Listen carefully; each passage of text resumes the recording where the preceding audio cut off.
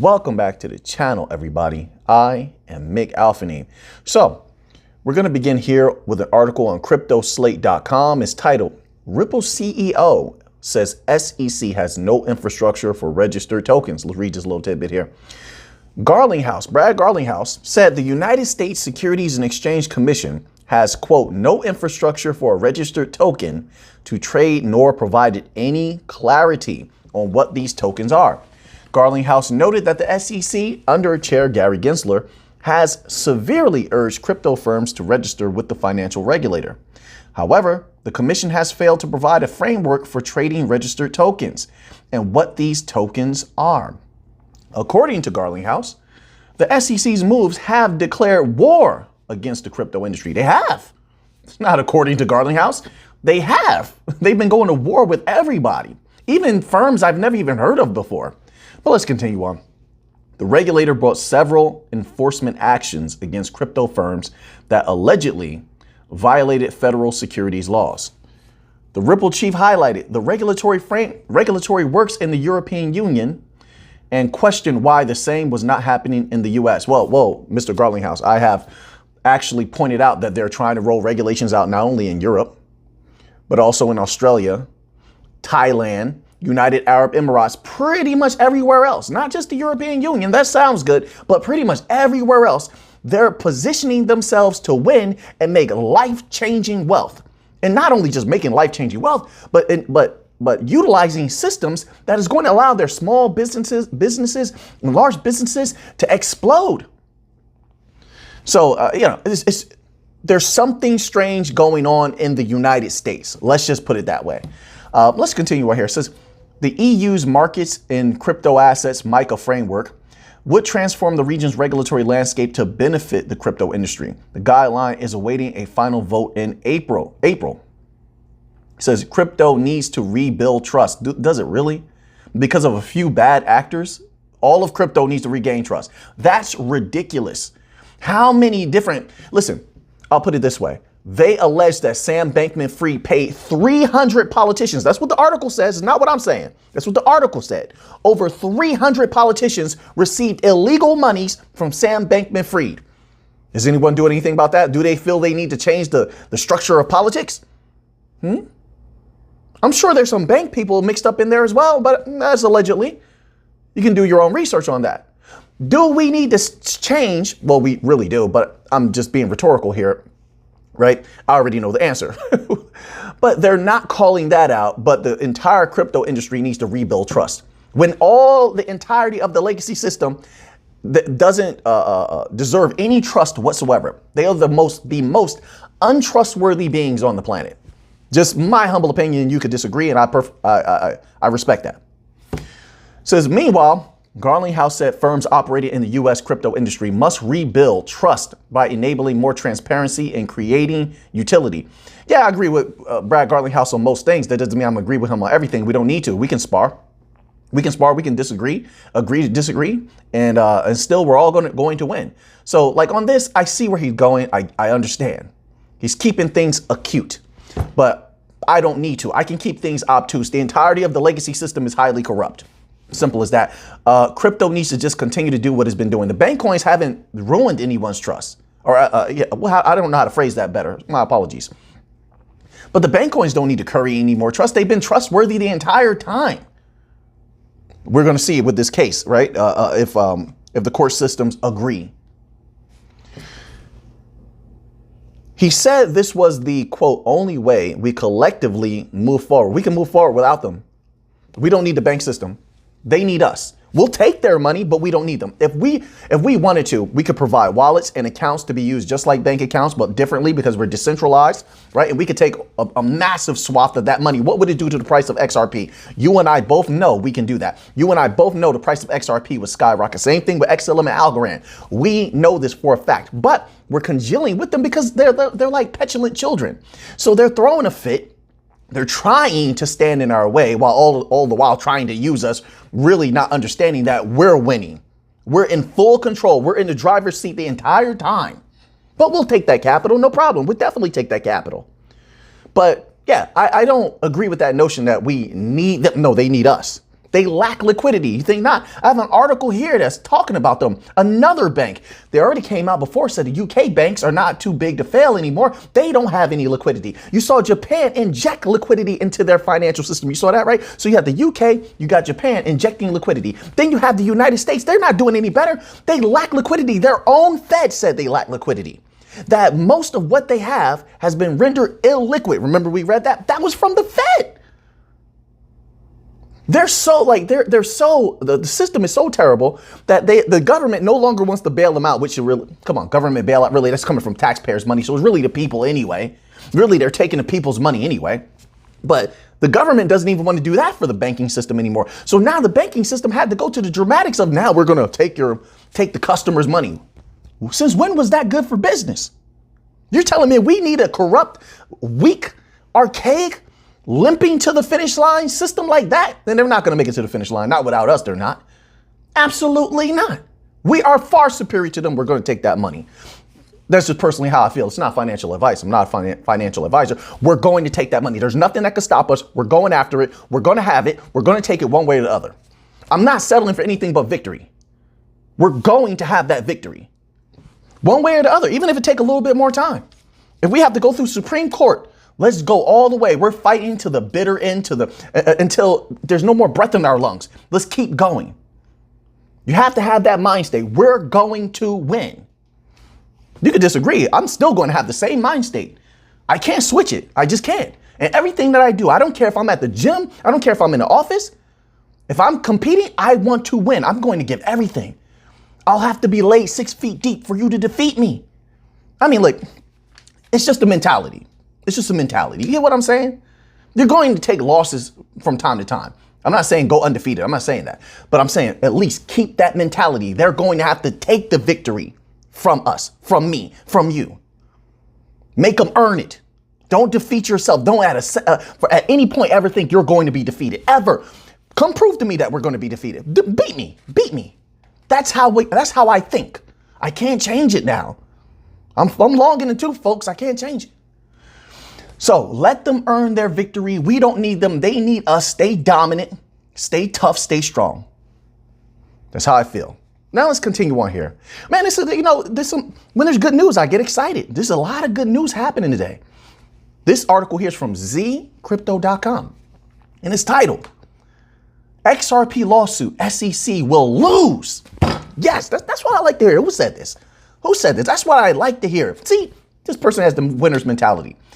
SEC will lose as summary judgment due to its case theory, says pro Ripple lawyer. Oh, we know who that is. We know once they say that, pro Ripple lawyer, we know who that is now. Right? Oh, yep, I thought so. Johnny Deaton, the man that the SEC wants to ban. What crybabies? What, let's read this little tidbit here. Let me calm down. Popular crypto lawyer John E. Deaton believes that Ripple will bag a win against the U.S. Securities and Exchange Commission, even as the years-long securities legal battle draws closer to an end. Speaking during an interview with Fox Business, Deaton noted that the SEC was highly likely to lose, stating its case against Ripple was filled with inconsistencies. We've all seen this. We've read the documents, well, the ones that are available to us. And we have brilliant legal minds on the case, and they've said the same. Quote, I think the SEC is going to lose, but that doesn't mean Ripple's going to get an outright win either. But I think the SEC is going to lose that summary judgment because of the theory that they went with, unquote, Deaton said. Quote, normally when you go after a promoter, you say, well, on this particular day, you made an unregistered securities offering or sell, and the particular transaction was a security investment contract. And now they're saying that all sales of XRP token itself is a security, and that's the problem. Do I need to reference the LBRY hearing result again? Secondary sales are not securities. SEC, I can't wait to defeat you. You've been a good opponent. It's been fun. I want to crush you. I like to face worthy opponents. Gary Gensler, you're going down, sir. It's over for you. We're going to take this victory. You can't win, sir, but I like that you keep on fighting. Keep fighting. I don't want you to rob us of this glory. Keep fighting. We're going to keep swinging. We're going to land a knockout sooner or later. What you felt are only jabs. Just my humble opinion. And then, listen, this is only the first step to the war. After this, if we do have this victory and those prices start to skyrocket for whatever reason, we're going to change the world. Mark my words. But this is just my humble opinion. I'm just a humble researcher. Says John Deaton, who is acting as the Amici counsel for 75,000 XRP holders. That stuff we know.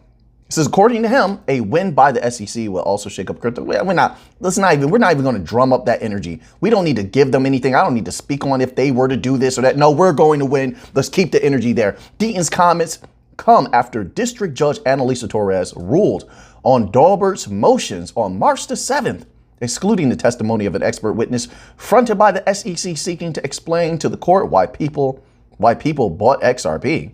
Okay. Ripple had 10 expert witnesses while the SEC had 5, with both sides calling for the exclusion of each other's expert testimony. So the rest of that we covered yesterday in yesterday's video, which, by the way, if you didn't see that was a very good one. That was a good one. So now let's move on to another article here because we have quite a few. This is from U.Today.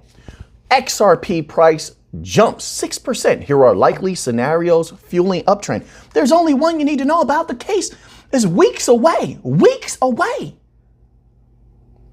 To have a, what is it, XRP wallet or account, whatever it is, you have to have at least 10 XRP. What happens if that price starts to skyrocket? People are letting that sink in. They don't want to miss out on riches or possible wealth. So they're getting in now just in case there's a victory. They have money to play with. They've been sitting on the side. They're getting into play. Just a little bit. They're starting to believe. Just a little bit. Oh, man, fun times. It says here, with the mixed outlook in the digital currency ecosystem today, XRP has joined the list of altcoins that have decoupled from the dominating price effect of Bitcoin in the short term. The cryptocurrency is changing hands at 38 cents, up by 6.01% at the time of this writing. Effectively, XRP is now gradually clearing off the deficit it has accrued over the past week. It is quite difficult to catch XRP in a steady uptrend, owing to the current uncertainty surrounding its status as to whether it is a security or not. They're saying, this is what they're saying. They're saying victory is near. I feel like victory is near. I say take it. Listen, one way or the other, I believe we get that victory. Even if it goes to Supreme Court, we take it wherever we need to take it to get the victory, to ensure an outright victory. And if that happens, that's just logical. Look at the partnerships. They're lined up. They're just waiting. Hundreds of banks. Who else has that? Tell me, who else has that? The only ones who come close. Algorand, Stellar, Quant, other bank coins. That's it. LCX is trying to become a bank. You know the whole story. Then you have XDC sitting on an entire panel, council, whatever they call that, with what, over 100 banks they're sitting over there. Now, there's no guarantee they're going to be utilized by them, but they're working with them. Maybe they expand the capacity to which they work with them. Who knows? The future is bright, is what I'm saying. But there's hundreds of banks lined up to flood money through XRP. What do you think people are thinking? They're rubbing their hands together. Maybe XRP might. Their doubters are starting to believe a little bit. Let's move on to another article here, okay? I think we got the gist of that one. That's why the price is going up a little bit. That's always going to happen.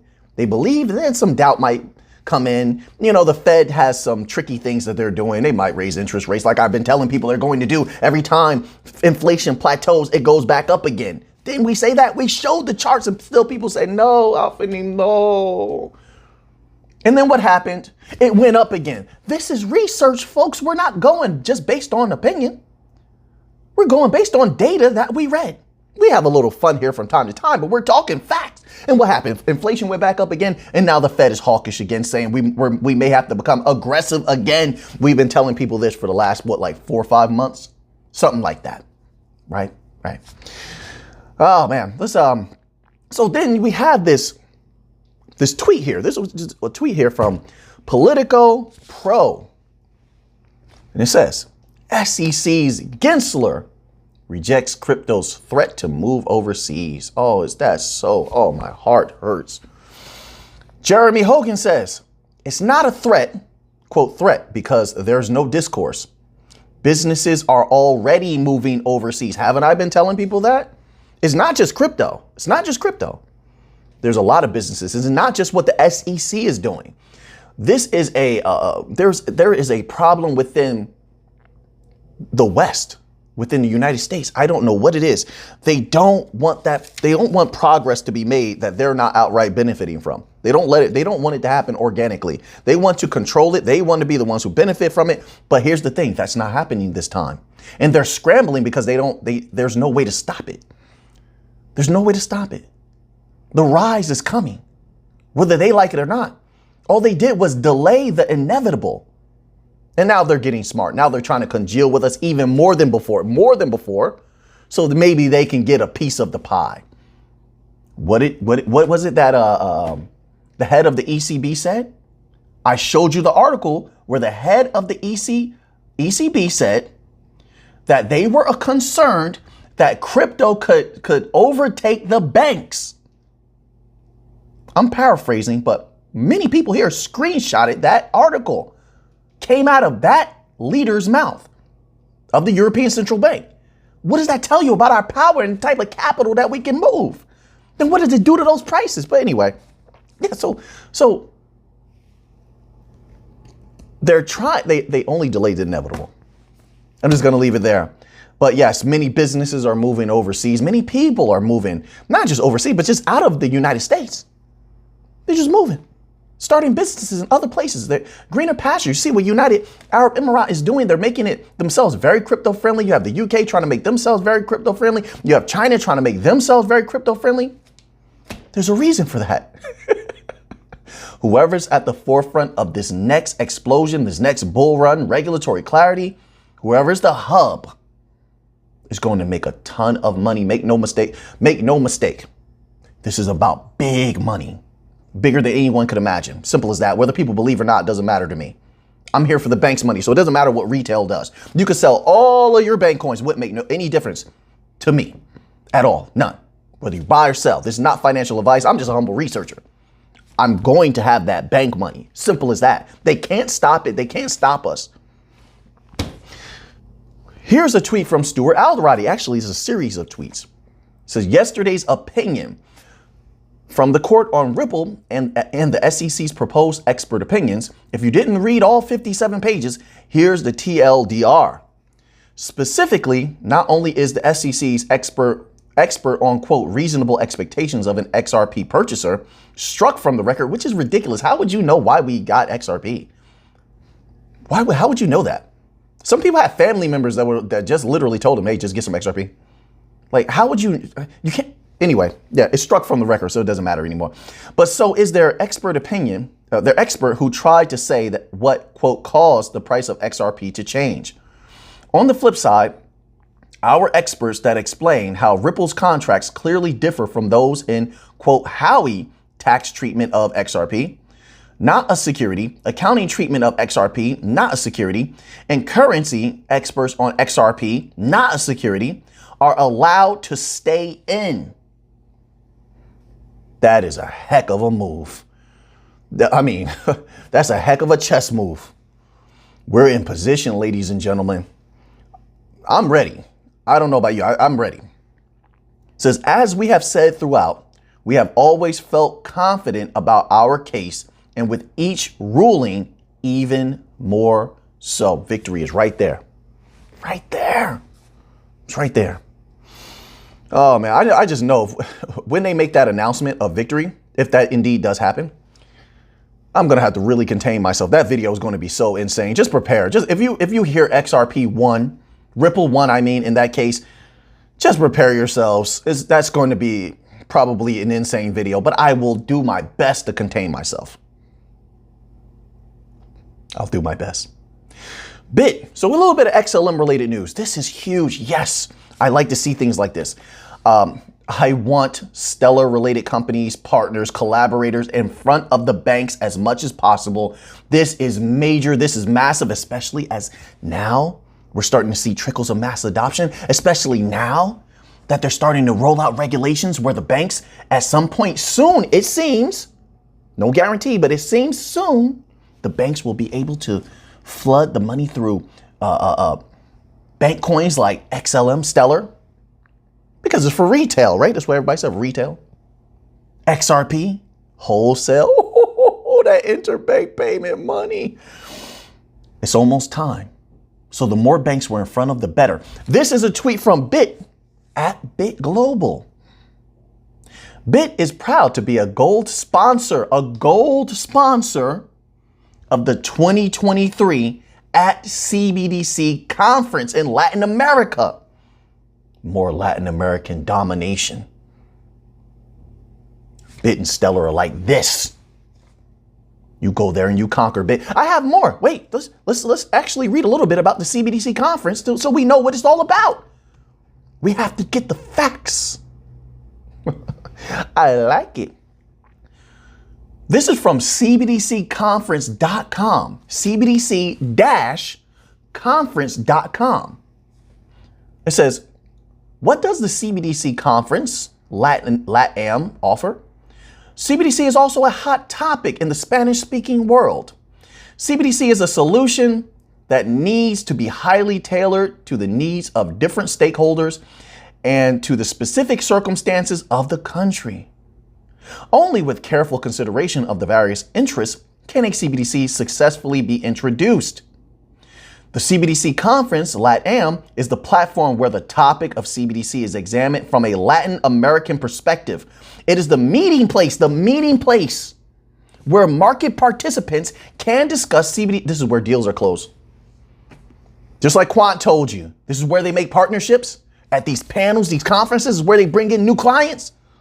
See, that's what I like about Quant. Quant doesn't make it a secret. So we can apply that to everywhere. As a matter of fact, Ripple indicated the same at one of the panels they were at recently. It is no different here. It's the meeting place. When Bit's talking to these banks, we're going to get to that in a moment. When they're talking to these banks and they're telling them how great it is to use Stellar, they're telling them about the contest that they placed at a high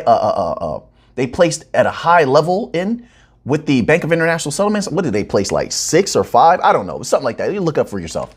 Nonetheless, they were on the radar. When they talk about what they're doing with Tascom Bank in the Ukraine with their CBDCs, you think these banks are going to take note and notice of one of the easiest blockchains to issue any asset on and to build on? Stellar XLM?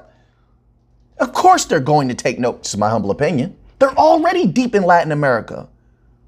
And Latin America is poised to dominate and explode like never before. Yeah. But let's continue on here. Let's continue. They're going to tell you.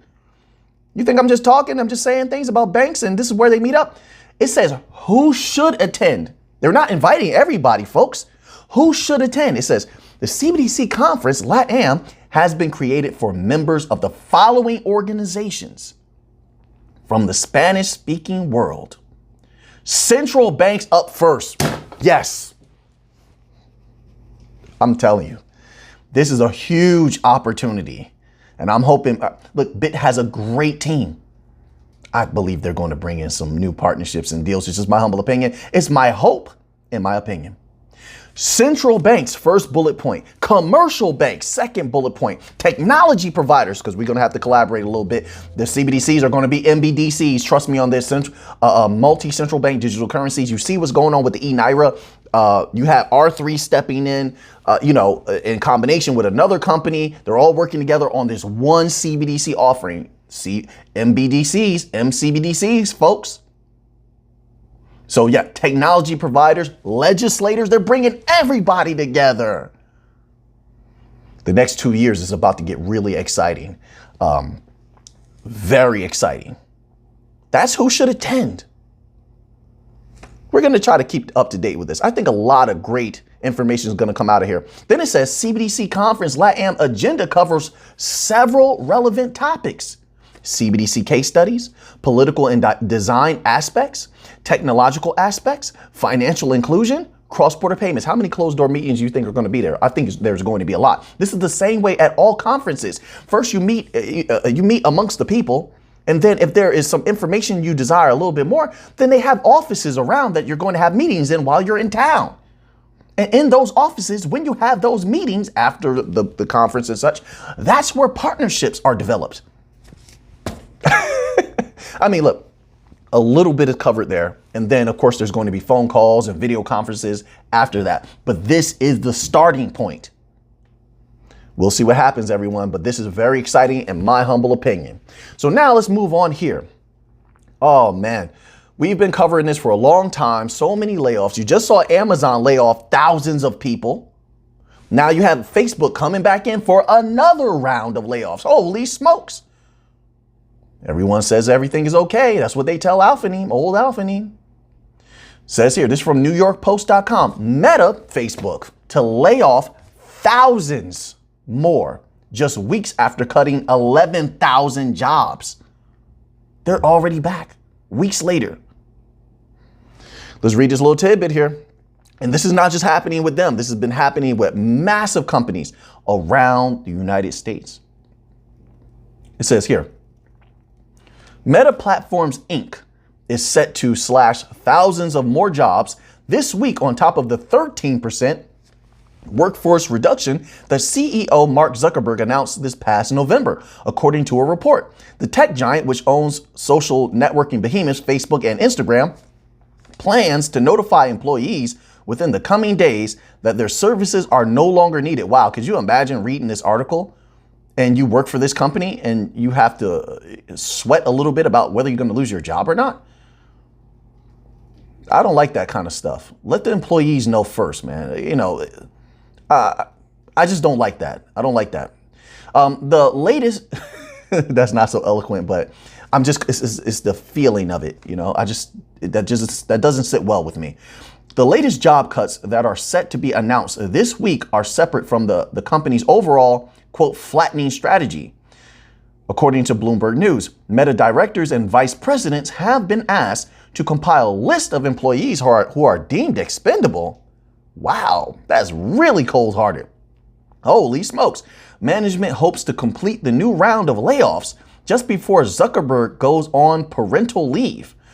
And, okay, I don't need to know about their family life or anything like that. I'm just here for business. So we're going to stop there because then they start talking about some kind of family stuff going on. I'm not, gossip is not a part of my life, right? Business is, money making is. Let's move on here. So just be careful, folks. You got banks. So two things I'm paying attention to. One, the mass layoffs that are going on. That tells you that we're in what is like a light depression, a light version of a depression is my humble opinion. And then also the banks that are trying to restrict crypto, people being able to purchase crypto with their debit card, credit card as such, right? And obviously that's because they don't want the people to get in. You know how many people might. This is not financial advice. I'm not a financial advisor. It's simply my opinion. And I'm basing it on all the data and all the experience I've had from the last bull run, which was massive. When I came in, everything was terrible. Then we went into a nice, crazy bull run. So I'm basing it on all of these experiences. The banks and the governments and a lot of the big business elites, they do not want the people getting rich. They don't. They don't. And they know it can happen because it already did. Now, although a lot of crypto millionaires went broke because they were just blowing their money. This is what was reported in the articles. This is not me saying it. Everybody out there, you read the articles as well. You probably screenshotted them and downloaded them like I do.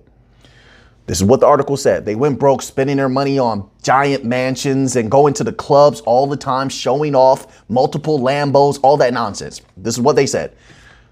But the point was already proven that people can come from the bottom and become insanely rich or wealthy from crypto, and they don't want that.